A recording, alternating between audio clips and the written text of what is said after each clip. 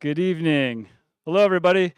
Thank you so much for coming out tonight for an extremely special edition of Innovate State with Dan Gilbert, who's going to be joined by his son, Nash Gilbert, which is a really cool experience because Nash is a current Spartan here at MSU and was a student of mine, which is awesome. So my name's Ken Smuziak.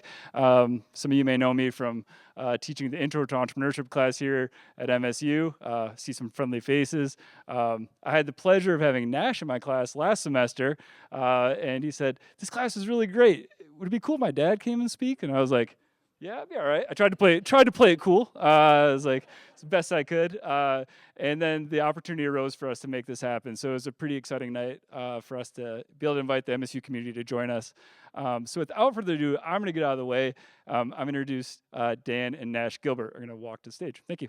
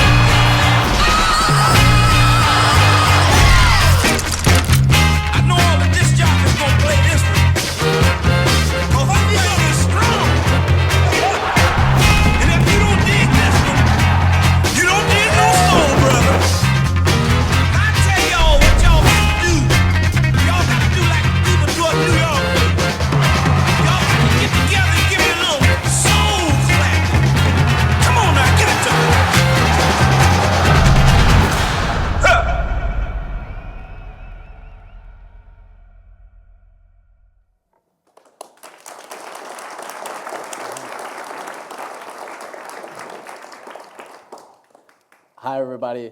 Before we get started, for those who don't know me, my name is Nash Gilbert. This is my dad. I want to first say that I'm very grateful and honored to have this opportunity.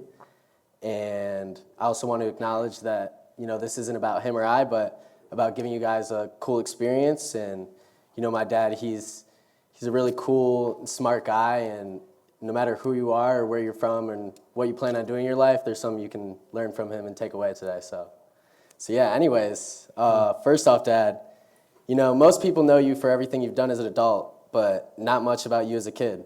Were you always this ambitious, even back when you were hanging around Grandpa's bar, Saxies? Yeah, well, first of all, I thought this was Bring Your Dad to Work Day, then I found out I'm speaking. So I'm a little bit more relaxed now. But your question was when I was a kid? Yeah, were you? Yeah, we had a lot of businesses when I was a kid in the neighborhood. We had like newspaper delivery routes. We had candy sales. We had pizza sales out of my mom's kitchen. Bought Chef Boyardee pizzas and delivered them in the neighborhood. Then the health department shut us down. Violated zoning laws, violated health laws, all kinds of stuff.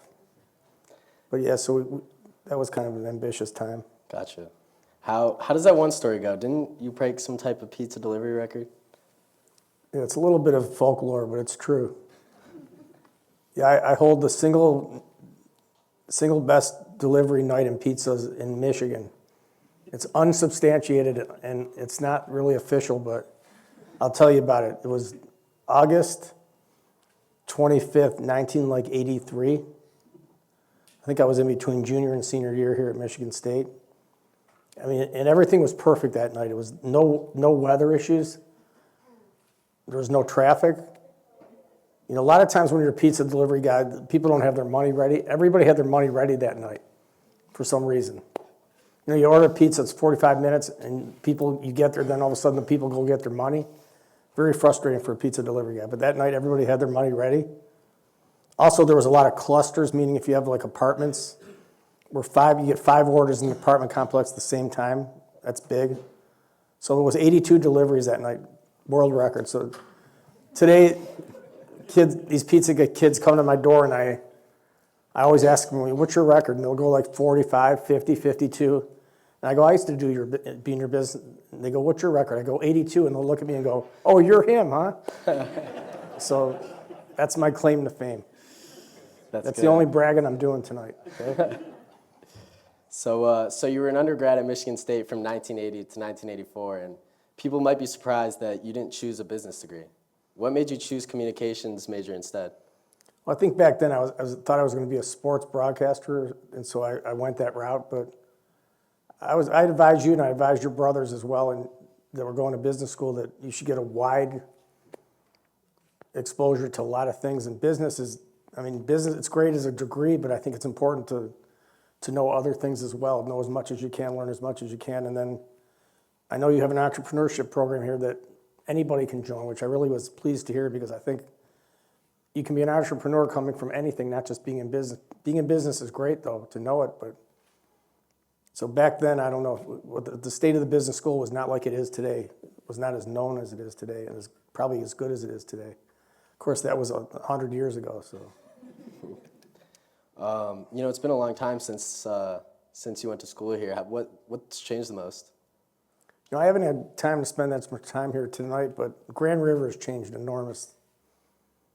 Like there were like 2 gas stations and a couple of party stores. That's about it. It's a lot more now. That I noticed. Nice. People are doing a lot more aura farming, like you are. Oh. In that nice suit of yours. Yeah. Well, you've had your hand in over 100 businesses right now, including Rocket, the nation's largest mortgage lender, with over 30,000 employees and billions in revenue. Somehow you started in 1985 with just $5,000, 2 chairs, and 1 phone. Take us through that journey a little bit.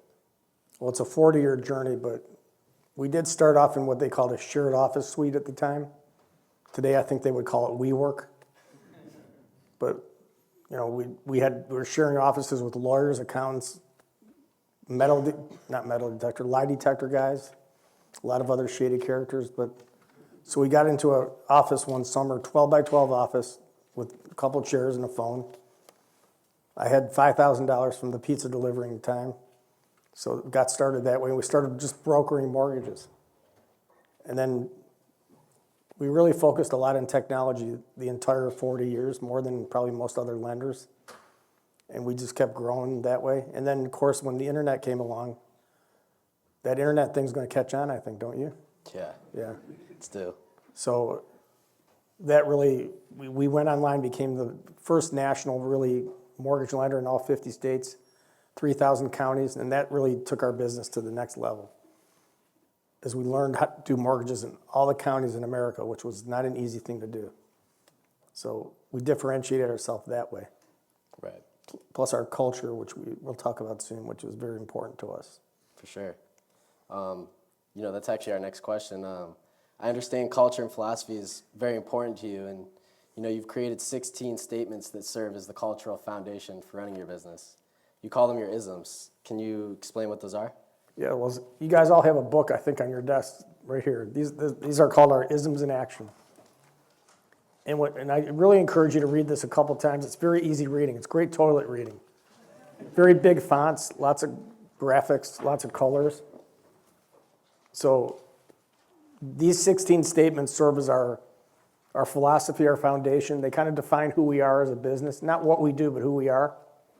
You'll see in here the first folder or so, you can see in there that all the businesses we're in, that's what we do, but who we are is our philosophy and our culture. And I know a lot of people today talk about culture, but we were big on the culture thing 40 years ago. And I think, what is culture? Because a lot of times it's a vague term to a lot of people, but I think culture is, you can look at culture like a garden. It's your water, it's your dirt, your soil, it's your fertilizer, it's your sunlight. It's how you take care of the garden. And what you grow maybe are the businesses that are inside of it. So how do you create a culture that allows businesses to thrive?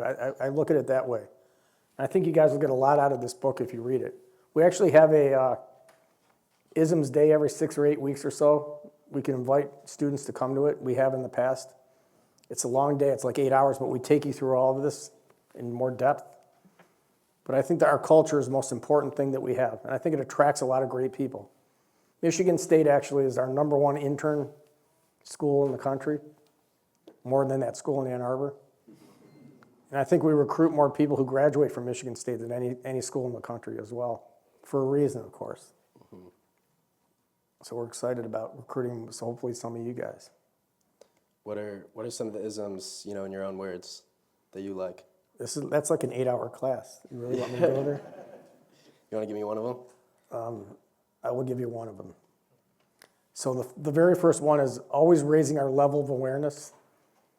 Our whole concept there is that if we have 15,000 people working for us, we want 30,000 eyeballs on the business, not just 2 of a CEO or 2 of a chairman. And so we want everybody to be aware of everything and bring their ideas forward and bring and find our broken stuff, our broken windows. Anything that's broken, we want them to bring up so we can fix it. We also want them to bring all their ideas, big or small, to the company. So we only get there by having everybody's level of awareness being higher and higher. We have a lot of examples in there about high level of awareness and low level of awareness. I think you'll enjoy reading those. Nice. Relocating Rocket to downtown Detroit was a huge deal, especially when, not many people believed in the city. I always think about your ism, you'll see it when you believe it. What made you so sure about Detroit's potential? Well, at the time we moved, the first people we moved was 2010. I don't know, maybe that's before some of you were born. Maybe you're not that young, but it was a long time ago, 15 years ago already. And we moved about 1,200 people. And then over the next several years, we moved everybody else from the suburbs. And now we have about 15,000 people downtown. And the whole downtown is different, but I wouldn't say we knew for sure. It was a big bet. It was a big risk. But looking at those beautiful buildings and seeing them empty and knowing we had a high employee count, and I'm a 4th-generation Detroiter, you're 5th, I thought if we could make a difference while we're growing our business, why not? And also we think that kids graduating college, they want to be in cities, it seems like, not working in suburban office farms or rural areas. So we thought that it was a win-win thing for us. It would be great for the business, great for recruiting young, good people like you guys.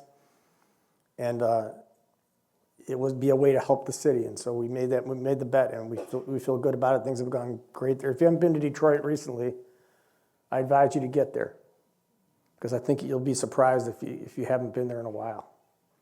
There's a lot of entertainment. I know you guys like that. A lot of bars.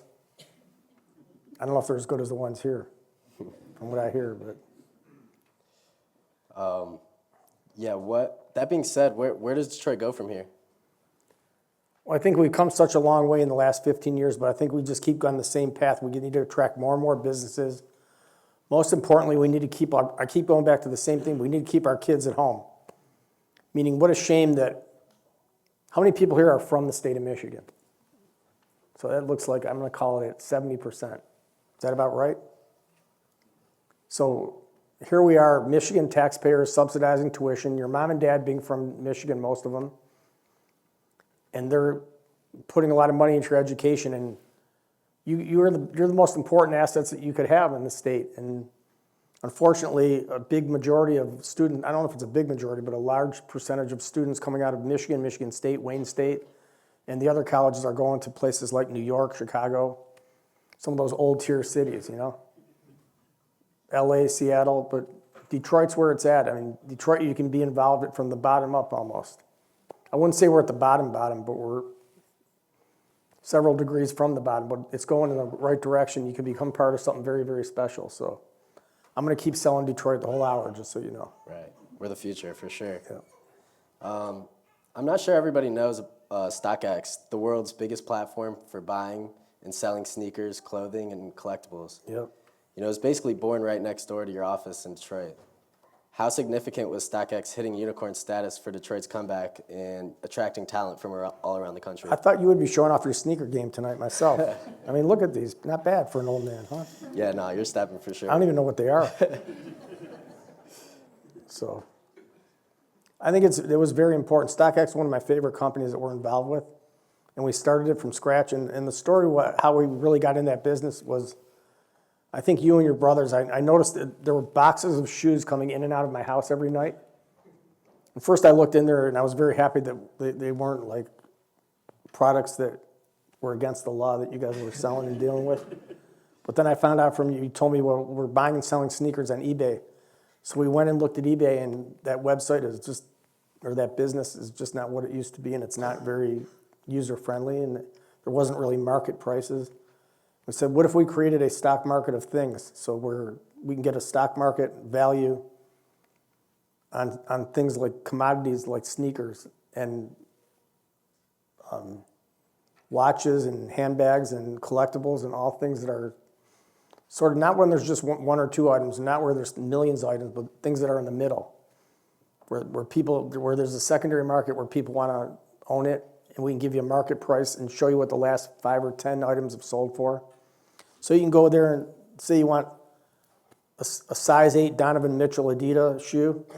You can see what the last 5 trades were and get the market price, where you can't really do that on any other platform that I know about. And we also authenticate the items, because that was a big problem. Fraud was a huge problem at eBay and other places. So it was a great idea. We started it right outside my office, and a lot of great young people that were working at the mortgage lender jumped in. It's a very entrepreneurial company. They're hiring too, for the record. Right in downtown Detroit, all for you. Very cool company. So Internships too? well, plenty of internships. Great. You purchased the Cleveland Cavaliers in 2005. Yeah. Since then, the Cavs have been to 5 NBA Finals, won arguably the most iconic championship in American sports history in 2016, and by all metrics are one of the top business and community leaders in sports. Having owned the team for 20 years now, what has your philosophy been in order to achieve such success on and off the court? Well, when you read this book here and read our isms, it's the same culture and philosophy for all the businesses. So it would be no different for the basketball team than it would be for StockX or the mortgage lender. So who we are is the same, and what we do might change. But it's the same thing. When you believe it, you'll see it, which you just said earlier, and all the rest of the isms. The inches we need are everywhere around us, so we look for inches. And we make sure that we're always part of the community and we're involved in a big way, because we think that's very important for Cleveland and attracting great people. So we hope to win another one this year, be the 10th anniversary. Last year we kind of flamed out in the playoffs, but we were injured a lot. Yeah. NBA is a tough league right now. It is. Every team is every good. team's so good, man. Every team is good. Talent level is as high as it's ever been. As it should be for 27 million a year per player, right? Yeah. You've always made philanthropy a top priority, signing the Giving Pledge and committing billions through our family foundation to Detroit-based causes and medical research. Why has giving been so important to you? I think we have this philosophy of the more you give, the more you get. And I know maybe you've heard that from your uncle or your grandpa or something, but it's really true. I mean, it's also very fun to give away money to good causes and watch people prosper from it and getting them over the hump. It's a great It's a great thing that I think everybody should participate at some level in.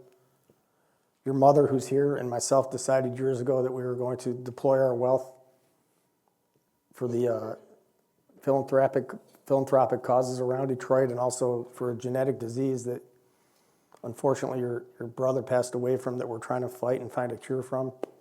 So those are our two big parts, Detroit and finding a cure to neurofibromatosis. And I think signing the Giving Pledge, I'm not sure everybody knows what that is, but Bill Gates and Warren Buffett about 15 years ago started trying to get anybody that had a certain amount of wealth in the country to sign a pledge that when they die, at least when they die, or the latest when they die, that over half of their wealth will be contributed to philanthropic causes. We were glad to sign it. So I do think the more you give, the more you get. The more you give, and also the other thing is, I plan on giving away the rest of my wealth while I'm alive. I like to see the results of it while I'm living. I don't know how many years that gives me, hopefully a decent amount, but I want to see it all while I'm alive. A lot of people wait till they're dead to give it all away. Yeah, that's great. Lastly, what's the single best piece of advice you'd like everyone here to remember? Single best piece of advice? That's a tough one, man. We could give a couple. A couple. Well, if you want to be an entrepreneur, I think that I hit on a couple of these points already, but make sure, besides having a great idea, which is important, just make sure you have a philosophy, whether it's something similar to our isms or your own, because without a philosophy, people just kind of run rampant. They don't know how to make decisions or what to make decisions in line with.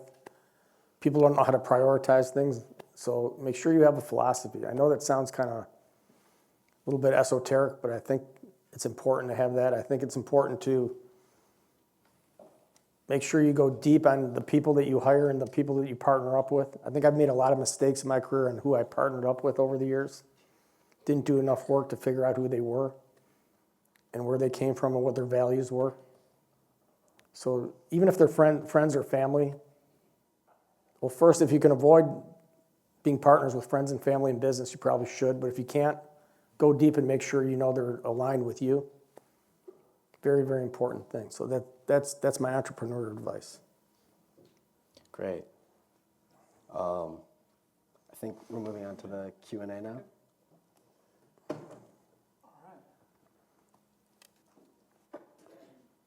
How many questions are we going to have? 6 or 7? Something like that. Something like that. Okay. Test. Okay, we're live now. All right, I'm gonna do my best to move around the room. Bear with me. We only have one mic that's gonna be live, so we can actually get them recorded. So I'm gonna move. I'm gonna start on this side of the room. Make it easy. We'll work through a couple up this way. If anyone has a question, I'll bring it up there. I'm gonna hit right behind them.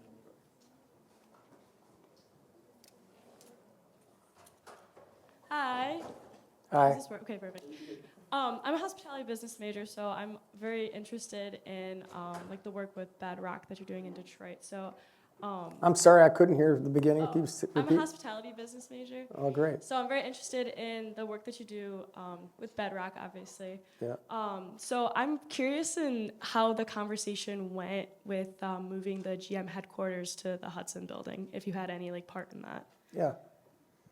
What you're speaking about is we just announced about 6 months ago that General Motors is moving out of the Renaissance Center and moving their world headquarters into our brand new building that we just opened up at the Hudson site. So they're a great tenant to be there. They were thinking about moving out of the city totally. So we felt like we needed to make a pitch to them to stay in Detroit. I mean, that's very, very important that GM stays in Detroit. I mean, that would be a very bad public relations and other things for Detroit for them to move out. So we made the pitch. We showed them our beautiful building. And they decided to go for it. It's not always easy there. You know, those big companies, they get a little bit stiff and a little bit bureaucratic, but these guys, they saw it. They saw the vision, and they realized that to attract great people at GM, they got to be in the heart of the business community, around all the hospitality, so people like you can work there and run it. Does that answer your question? Okay. Thank you. Thank you for being here, Mr. Gilbert. course. Tim Moore from Clixie AI, and I'm also a strong supporter and part of Black Tech Saturdays down in the city. And the difference that you've made with that organization, with your support for them, has really amplified their message, and it's had an incredible impact on the city of Detroit and the things that people that are typically underrepresented and not paid attention to. So is that sort of your guiding philosophy when you look for philanthropy, is for people that have not had a voice? Or maybe just give us some thoughts on that. Yeah, well, that support came from the Gilbert Family Foundation, and like I was talking about earlier, all things Detroit is part of our mission there, and certainly supporting minority entrepreneurs and any entrepreneur who's in Detroit, frankly. But as you mentioned, people who don't necessarily get all the opportunities that some of us get, we thought it was very important to promote Black entrepreneurs in a majority Black city. And yeah, they have a great organization that they put together there, so we're real excited about it. And we were glad to fund it, part of it. Thank you. Where did you say you were from? I'm from, well, I'll say Plymouth instead of Ann Arbor. Okay. Clixie AI is the name of my company. What is it called? Clixie AI. And what does that do? It's a startup company that what we do is we use AI to take video, chapter it, transcribe it into 85 languages, primarily for the purposes of education and training. So Google's my best known customer. Google is your best what? My best known customer. Okay. Yeah. Do you know there's a whole startup scene in downtown Detroit around the Madison building there? Yes, I'm part of it. Oh, good. And Detroit Venture Partners is a big venture capital fund that we funded that invests in almost every important tech company in Detroit. We just moved a drone company from Ireland to Detroit that we invested in.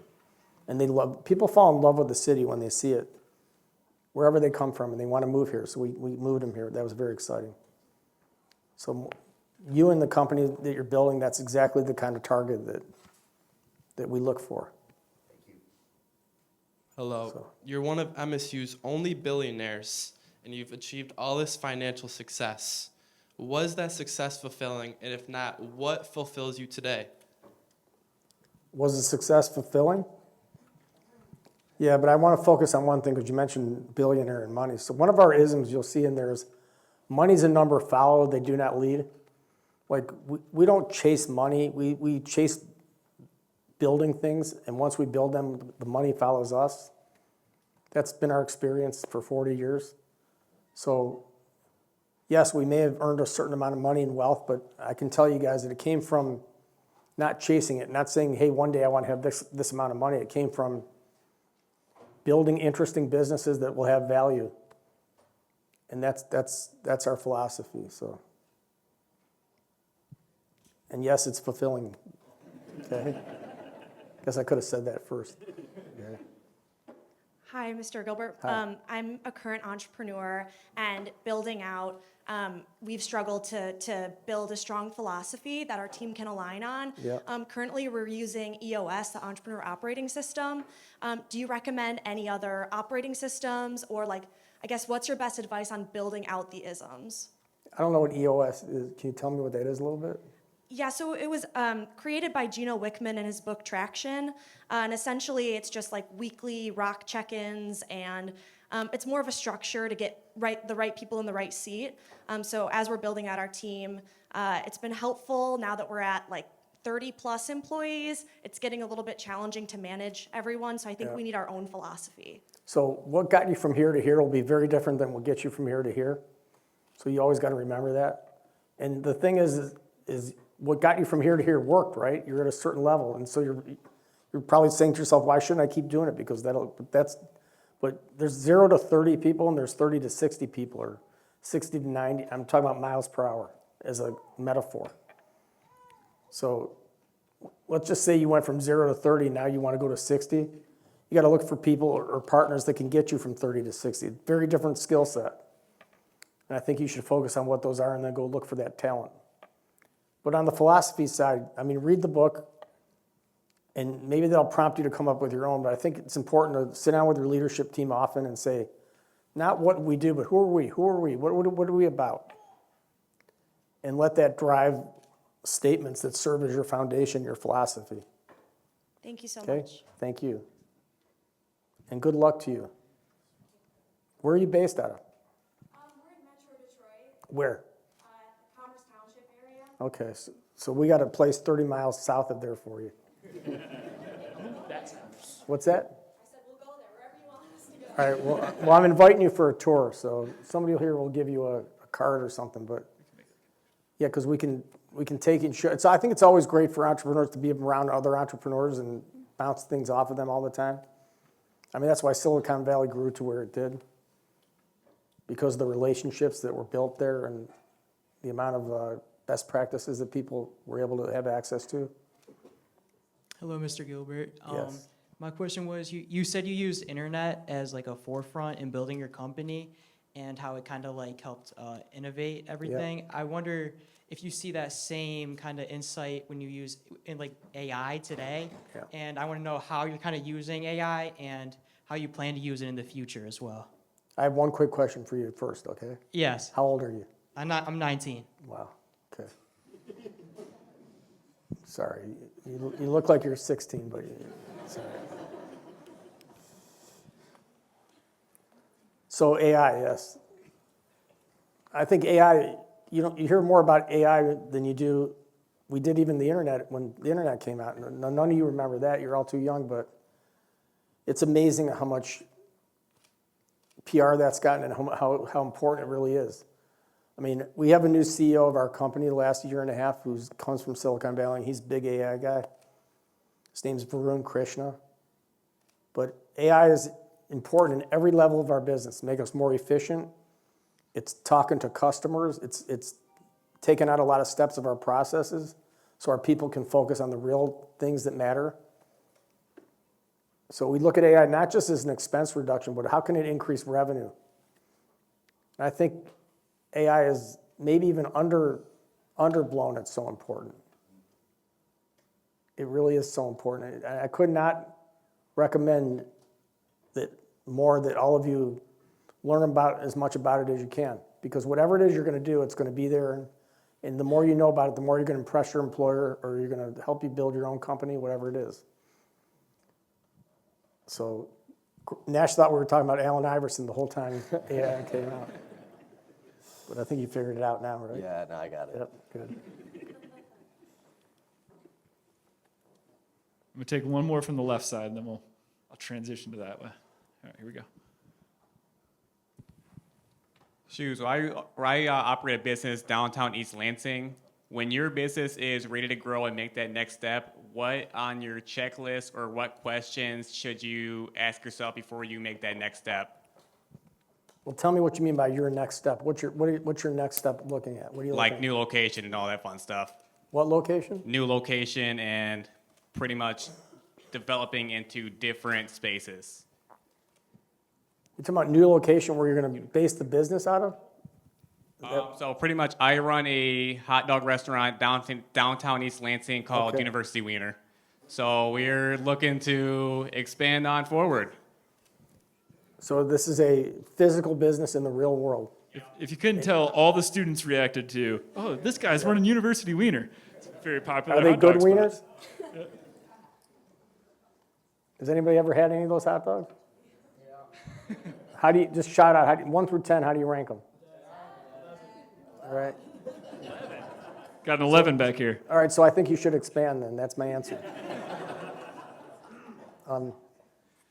So I think in your situation, you got to look at a couple. You need capital, right? And you need the right people to run each location. Then you got to figure out which location. So I think you need a strategy. I mean, you'll get capital for a great idea, so that don't be freaked out on the money part. Money will follow a good idea. But your issue is going to be people. Who are the great people I can get? And if you find a good person and you know they're really good and you've done your work, don't let a few $1,000s in salary or whatever discourage you. Just pay them what they need to be paid, and they will return to you more than they're worth, more than you paid them, rather. So I think focus on getting some great leadership in your expansion phase. All right, I'm going to move to the front here.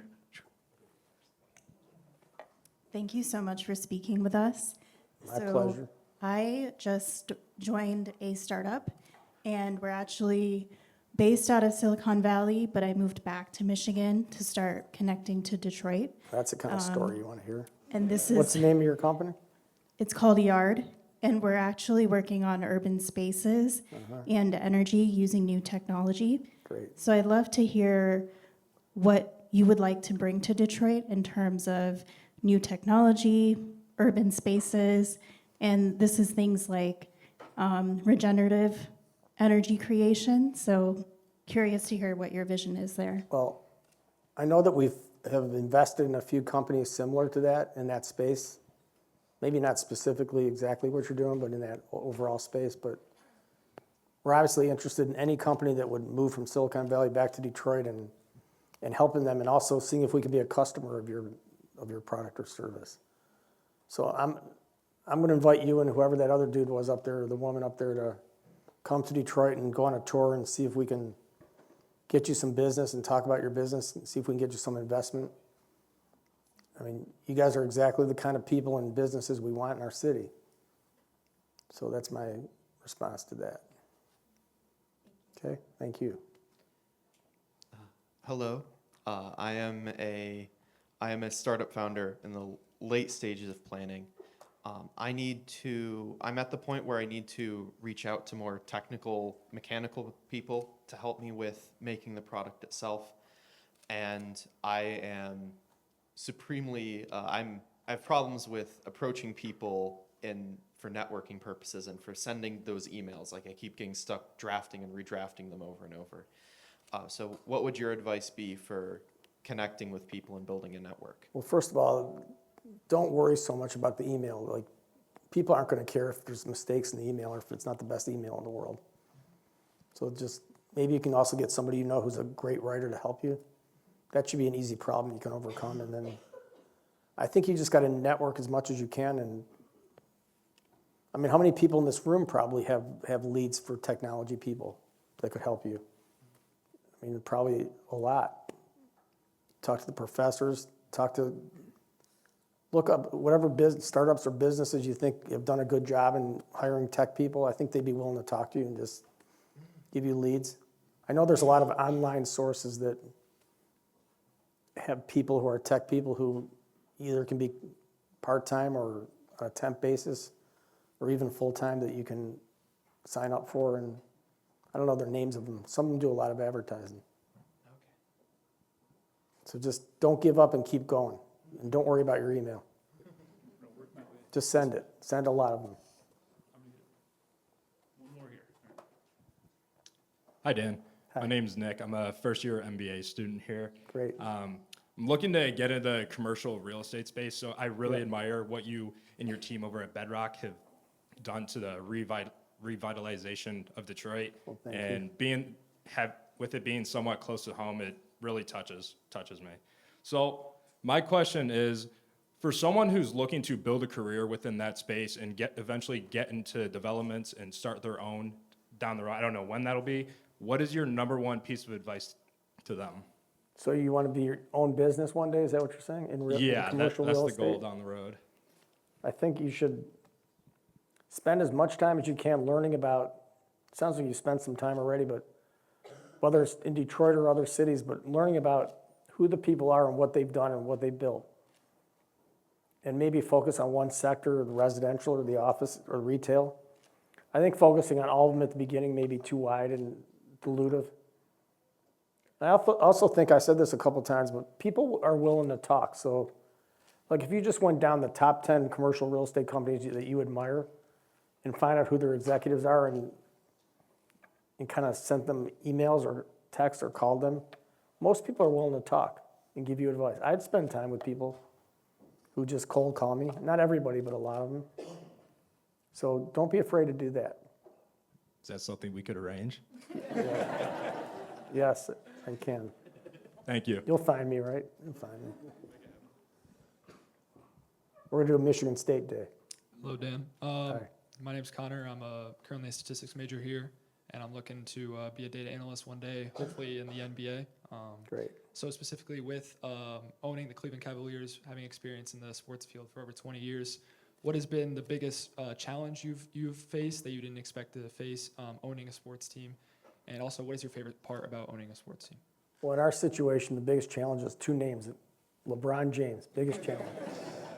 It's also the biggest benefit to us, so it's a two-sided coin. But the most exciting part is obviously when we're winning and when we bring things to the community. Because when you have a professional sports team, it allows you so much access into community things. Everybody wants to be part of it. So we're able to get involved in a lot of things and see a lot of progress and see what your impact can be on the community. That's very fulfilling. So I think that's about it. Hey, Mr. Gilbert. I'm JR. What's up, I'm JR? a senior here, and it's a dream of mine to kind of revive my hometown city, Where's your hometown? Saginaw, Michigan. Yeah. And I'm kind of running into this problem where I'm confused on kind of what came first, the chicken or the egg. And in your experience, is it residential that drives like housing, or is it the businesses that drive initially? Well, you're asking a beautiful question, a great question, because we literally, at the beginning of our journey on this, that was exactly our questions we kept asking ourselves. Now, we were in a position to say, let's do it all. Let's do a big bang approach, because we had so many employees already. And so we did the big bang because we didn't know what the answer was.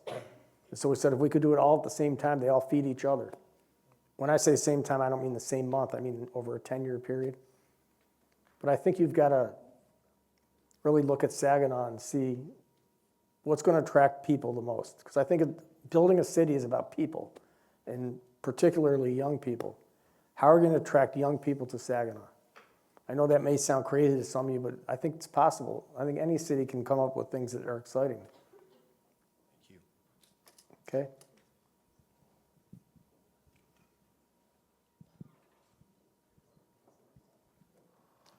Hello, Mr. Gilbert. Hi. My name is Keith Gentry from Inline Link, and what we do is we make solar-powered cell phone charging stations. Really? And what I have had a difficult being of this color is that getting into places to be able to have the opportunity to present our product.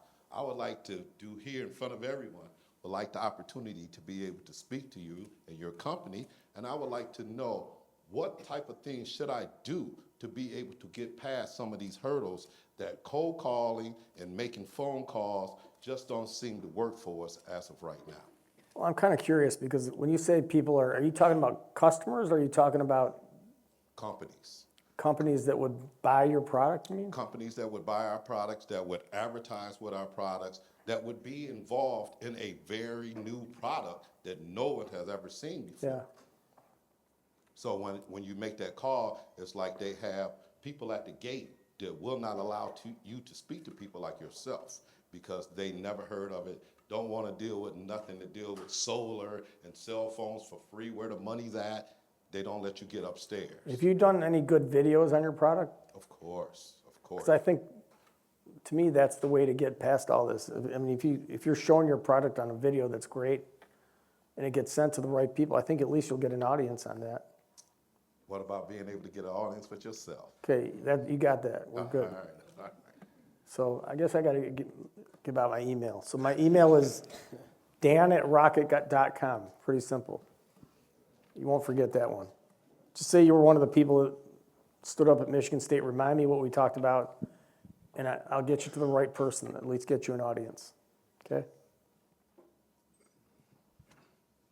Hi, Dan. I'm Jack. I'm a senior supply chain major here. Great. My question for you was, especially when you're initially starting off, before you have a name for yourself, how do you get that first client and get people on board with your idea and start building that momentum before you have anything established? Well, our first business, which was home loans, that's a consumer-facing business. So we had to be very innovative in our advertising approaches and how we were going to get people to come to us versus talking to a bank necessarily, at least at that time. I think you got to figure out who your customer is, and then figure out. You got to be innovative, and it's all about innovation. How can you be different than the other companies that they're going to look at for your product or service? And then figure out how you're going to advertise and market to them. And it becomes easier and easier. Once you get a certain amount of customers, the next customer is easier, then the next customer is easier. So it's always harder the first ones. But get innovative from the beginning. Hi, Dan. My name is Noel. My question to you, I had two parts. What is your why? Like, through all your hardships, what made you get up and go to work? And secondly, we've seen how successful you are with the Cavs. Could you help out the Michigan State football team as well? Is it for sale, Michigan State football team? I hear now with this NI, what do they call that? NIL. NIL, they're selling college teams now. I hope not, but it's getting kind of crazy. How many people here like the NIL system, and how many people don't? How many people like it? How many people don't like it? Okay. I think I'm not going to get on a soapbox here, but I think for college sports, it's absurd. How about you, Nash? Yeah, no, I agree. It's too much politics. Also, do you want 18 and 19-year-old kids getting paid millions of dollars to play football or basketball at college and going to other colleges because they're paying more money? I know it's a free market and all that, but Got one over here. there is something pure about the college experience and college sports. And they can do that when they're a pro, hopefully. How's Yes, it going? sir. Oh, sorry. How's it going, Mr. Gilbert? Good, Thank how you are so you? much for joining us today. My name is Tomas Theo. I just wanted to say I love the shoe drip and game, along with the Thank you. fancy boxes over there to your left, to your right. I was wondering what those are. You want to know what this is? Yeah. You asking me that question? I'm so happy that you asked that question. So look at this. So this box is a crazy looking box, right? I had one of my assistants make it as crazy as possible. When I do interviews with people, I put this box right in front of me while I'm doing the interview, and then during the interview, while they're talking, I look in the box, and I keep looking in it. And I want them to do one thing, and what is it? Ask what's And the that's box. what you did, and so you win. But Thank you. It was ask me what's in the box. I want to know, because I want to hire curious people. I mean, if you're not going to ask what's in this box, then they're never going to ask another question on anything, right? It also shows that they're willing to talk to somebody who's in a position of authority and ask them a question, not be afraid of it. So, what percent do you think ask me? About 10% ask me. Most people don't. I don't know why, but they don't. I asked a few of them on the way out. One woman a few months ago told me that she thought it was one of my kids' projects and she didn't want to offend me. I said, you still could ask me the question. So, Thank you.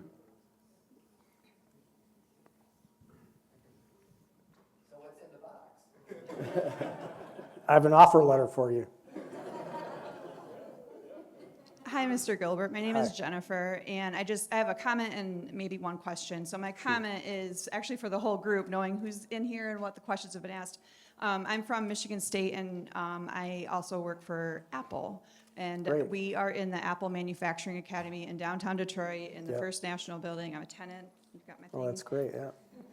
Couldn't agree more with Detroit. I'm a Lansing girl, going to Detroit 3 days a week. It's amazing. The downtown area is awesome.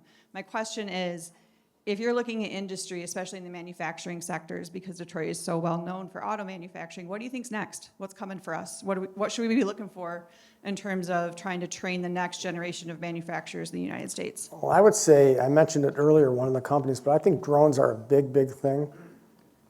And I think that if Detroit could be a center for drone manufacturing, that would be huge. I mean, the demand for drones is going through the ceiling. And countries need it, businesses need it, security people need it. There's another company called Birdstop that we invested in, which is another drone company that for security. Very interesting company. But that's just off the cuff, that'd be one of them. We got to convince the car companies to keep their manufacturing here and bring some of it back, especially from overseas. Can I have a follow-up? Yes, ma'am. So the Apple Manufacturing Academy, like I said, it's part of MSU. Everyone in this room, if you're manufacturing products, it's a free program and it's eligible to anyone that's in production. Apple is doing educational programs and one-on-one consulting. So it sounds like there's a lot of entrepreneurs in the room. It's a Michigan State partnership. So Ken, if you want to send Yep. info, you can. If you're interested, I can get you the gym. Can make it happen. We got time for one more up front here. I know you waited patiently because as I skipped around the room. So. Hi, my name is Rahul. How you doing? What daily habit or mindset mattered most when things felt uncertain? Wait, say that one more time. What daily habits or mindset mattered most when things felt uncertain? So when the storm clouds come in, what kind of attitude do you want? I think you gotta fight. You just gotta fight as hard as you can, and because you fight for another day, and never give up. And I think you got to have people around you who feel the same way. So that's a good question, because every business, everybody will have storm clouds. By the way, I found somebody younger than our 16-year-old up there. She building a business somewhere? Yeah. I want to hear about it if it's true. All right. With that, I know we have reached time. I want to thank Dan and Nash for joining us tonight. Awesome event. Thanks so much. Thank you. Thank you. Appreciate it. Hey, good luck to all of you. Feel free to send me an email on anything. I'll get it to the right person if it's not me. Okay, thank you. Thank you, guys.